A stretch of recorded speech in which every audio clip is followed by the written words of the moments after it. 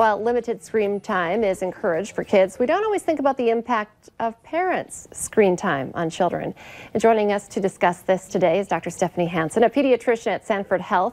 Thank you so much for coming back in. I feel like almost every time that we have you on, I bring this up either on air or, during the commercials. Yeah. Screen time is such a huge issue with so many families. And today we're talking a little bit about how parents, our activities can affect our children. Yeah, absolutely.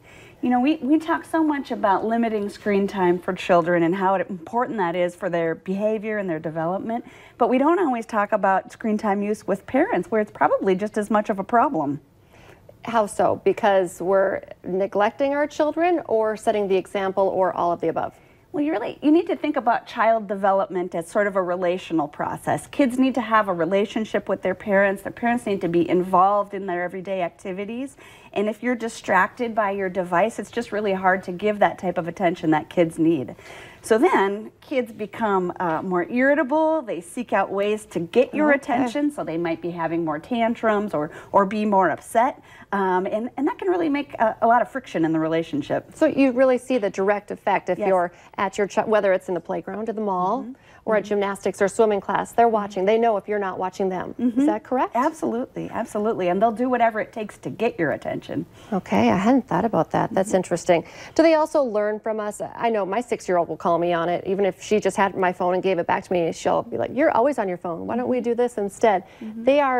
They're picking up on this and then thinking they can be on the phone if mom's on the phone. Yeah, really, parents are the leaders of their family, and if you're encouraging your children to adhere to a certain behavior, you really need to be showing them what's appropriate, what is limit setting, and they'll learn from you.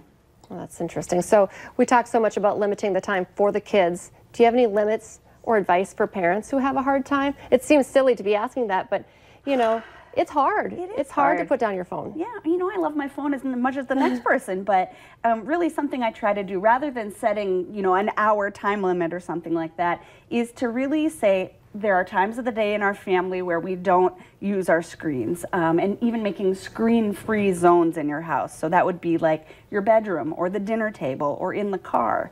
And then really encouraging activities where you can't use screens. So participating in sports or extracurricular activities, having those times where kids can interact with other people, and where you can interact with them without your phone at your side. So it's a family plan. It's not, this is the time limits for my kids. It's for the whole family.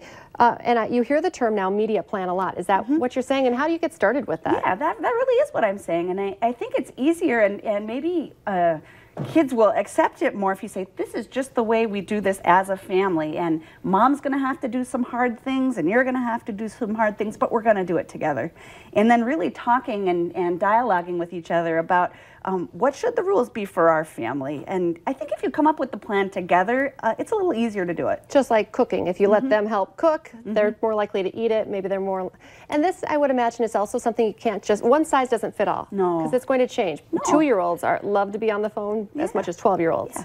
Yeah. I mean, there's different needs in your family, and it depends on if you're a 1-parent or a 2-parent home, the age of your children, what types of activities you're involved in. So I think you really need to come up with something that you're going to be able to stick to and that works for your family. Do you have any guidelines for how much? I mean, because you still have to allow some use, and we all know that, but 1 to 2 hours, a half hour, does it change? I think it changes, and again, it depends on how much time you actually have at home. So an hour for one family might be too much, but for another family that might be just a drop in the bucket. So I think it's really looking at the time when you are together, being able to focus on each other, to form those relationships, and not have the screens be a distraction to your family. Oh, it's a struggle every single day, and people are going to hear, okay, maybe not in the car, no car. My goodness, can you imagine? We used to do it, but how did we go on road trips when we didn't have cell phones? Yeah, it happened. It happened. I'm lucky in my family. My daughter gets really car sick if she has any kind of a screen, and it's been amazing. She finds ways to amuse herself. So we talk, we sing, we listen to books on CD. There's lots of other options other than screens to entertain children. It's always a great conversation. So many families all families are dealing with this in this day and age. So Dr. Hansen, thank you so much for coming in and giving us much needed advice. Stay with us. Coming up here on North Dakota Today, the key to getting great senior pictures.